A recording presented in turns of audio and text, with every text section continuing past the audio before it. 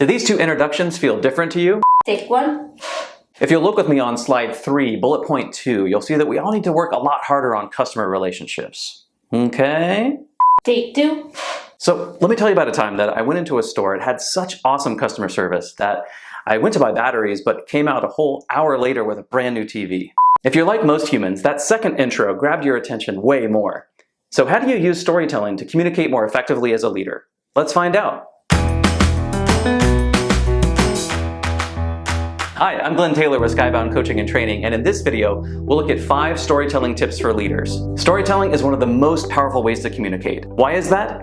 Because stories engage more than our minds. They awaken our curiosity, our imagination, and our emotions. But I know what you're thinking. Can you really use stories in business and leadership? I mean, business should be all about the numbers and strategery. Does it kill you how well I know you?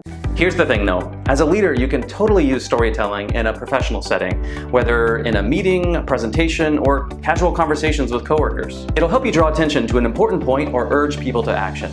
It's what makes TED Talks so compelling and what convinces the sharks to invest in a company on Shark Tank.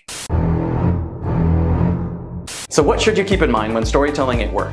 Here are 5 tips to get you started. Number 1, make it personal. If you can link your personal experiences to something you want to communicate at work, those stories will have the most impact. So call to mind interesting moments from your past and pay attention to what's happening around you in real time.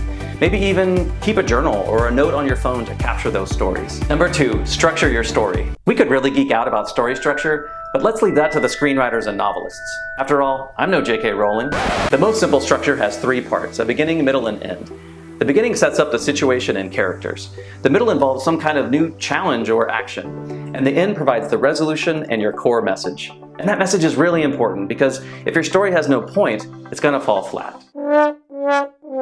Number 3, talk about your challenges. For lots of us, our preference would be to only tell stories about our successes without having to get vulnerable about our mistakes and challenges. But think about almost every movie you watch. There's always a conflict to be resolved. So don't be afraid to get real about your struggles and how you overcame them. I have been the third wheel so many times. My mom told me something once to make me feel a lot better. She said, the third wheel is what makes it a tricycle. Number 4, make the audience feel something. When telling a story, help the listeners imagine themselves right in the middle of it. The best way to do this is by using sensory details. So describe what the characters in the story were seeing, hearing, tasting, touching, and feeling. You missed smelling. Number 5, use humor. Not all stories are laugh out loud funny. But even the most challenging or heartfelt situations can have moments of levity. So don't miss the chance to incorporate some humor into your story to make people smile. Okay, that's it for now. Let me know your thoughts in the comments below and I'll see you in the next video.